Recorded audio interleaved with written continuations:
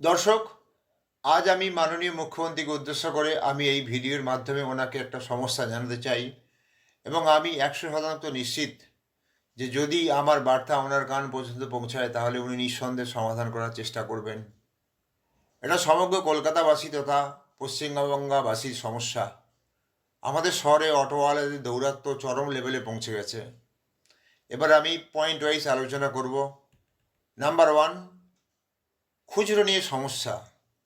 যেমন ধরুন কোনো একটা অটো রুটের ভাড়া 25 টাকা, প্যাসেঞ্জারকে 25 টাকাই দিতে হবে, না হলে যথেচ্ছ অপমান সহ্য করতে হয়। কোনো কোনো অটো ড্রাইভার আগে জিজ্ঞাসা করে যে এক্স্যাক্টলি 25 টাকা আছে কি না, যদি না থাকে তাহলে অটোতে তুলবেই না। বারবার বলা সত্ত্বেও অটোতে অনলাইন পেমেন্টের জন্য কিউআর কোড লাগাতে চায় না। হয়তো আছে 5% অটোতে আছে, কিন্তু 95% অটোতে নেই। তাহলে কিন্তু এই সমস্যা একদমই থাকবে না। বয়স্ক বা রোগীদের ক্ষেত্রে কিন্তু ওরা কোনোভাবেই ছাড় দেয় না। নাম্বার টু, আমি একটা উদাহরণ দিলে আপনি আরও ভালো বুঝতে পারবেন। ধরুন একজন প্যাসেঞ্জার রাসবিহারি থেকে অটো করে বেহালা চৌরাস্তা আসবে, ভাড়া 30 টাকা। কিন্তু যখনই প্যাসেঞ্জারের চাহিদা বাড়বে, ওই রুটের অটো চৌরাস্তা আর যাবে না।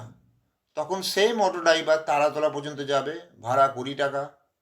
তারপর বেহালা পর্যন্ত যাবে, 12 টাকা। তারপর আবার বেহালা চৌরাস্তা পর্যন্ত যাবে, 12 টাকা।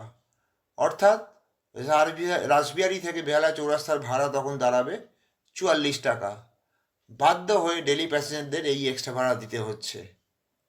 শুধু তাই নয়, হ্যারাসমেন্টও হতে হয়। নাম্বার থ্রি, ট্রাফিক আইন কোনো অবস্থাতেই মানে না। সেই জন্য প্রায়ই ছোটোখাটো অ্যাক্সিডেন্ট হয়ে থাকে।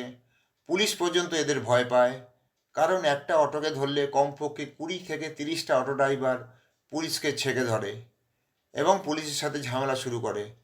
বেশিরভাগ ক্ষেত্রেই ট্রাফিক সিগন্যাল কিন্তু অটোওয়ালারা মানে না। নাম্বার ফোর, যদি টালিগঞ্জে সন্ধ্যাবেলা কেউ যায় দেখবে প্যাসেঞ্জারকে কমপক্ষে 1 ঘন্টা লাইনে দাঁড়াতে হয়। যদি কোনো রিটার্ন প্রাইভেট গাড়ি প্যাসেঞ্জার তোলে, তাহলে সেই ড্রাইভারকে 8 থেকে 10 জন অটো ড্রাইভার মিলে মারধর করে। তার মানে অটো ড্রাইভার ঠিক করবে আমি অটোতে যাব না প্রাইভেট গাড়িতে যাব। একটা বয়স্ক বা রুগী, তাকেও 1 থেকে 1.5 ঘন্টা কিন্তু লাইনে দাঁড়াতে হচ্ছে। দু একজন যদি প্রতিবাদ করে, একাধিক অটো ড্রাইভার এসে তাদের উপর অকথ্য কথাবার্তা শোনায়। মহিলাদের ক্ষেত্রেও একই অবস্থা, মহিলাদেরও ছাড়ে না, ওরা উল্টো পাল্টা কথা শোনাতে থাকে। নাম্বার ফাইভ, আরজিকর কেসের পর থেকে টালিগঞ্জে যে বাইক স্ট্যান্ড ছিল পুলিশ সেটা তুলে দেয়। সেই জন্য ডেলি প্যাসেঞ্জারদের প্রচুর সমস্যার মুখোমুখি হতে হয়। বাইক স্ট্যান্ড বন্ধ করার পরে অটোর ডিমান্ড আরও বেড়ে যায়। এখন প্রশ্ন হলো এত সাহস পায় কোথা থেকে?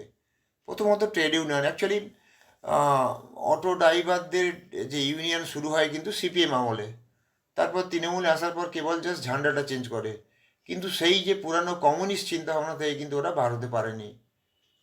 অটোর সাথে যদি কোনো বাইকে ধাক্কা লাগে, একসাথে 20-25টা অটো ঘিরে ধরে বাইককে, যা তা করতে থাকে।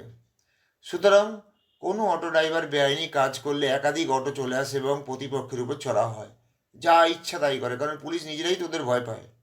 সেই জন্য খুলেআম দাদাগিরি করতে থাকে। দ্বিতীয়ত, ওদের ইনকাম প্রায় মাসে 30 থেকে 35 হাজার টাকা, যেখানে একজন সাধারণ গ্র্যাজুয়েট 15 হাজার টাকা মাইনে পায়। যা ক্যাপাসিটি, তার থেকে যদি ইনকাম বেশি হয় তাহলে তো এমনিতে মাথা ঘুরে যাবেই। সেই জন্য 2-4 দিন অটো না চালালে ওদের কোনো যায় আসে না।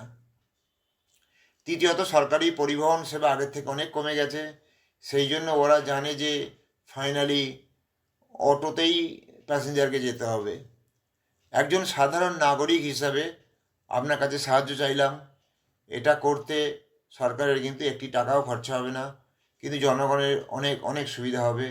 আশা করছি আপনি যথাসময়ে যথোপযুক্ত ব্যবস্থা নেবেন।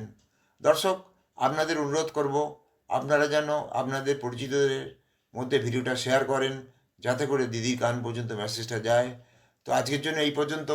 যদি ভিডিওটা ভালো লাগে একটা লাইক দেবেন, আর আমার চ্যানেলে যদি নতুন হয়ে থাকেন তাহলে চ্যানেলটিকে সাবস্ক্রাইব করে পাশে থাকা বেল আইকনটা ক্লিক করে অলে ক্লিক করবেন। জয় হিন্দ, বন্দে মাতারম।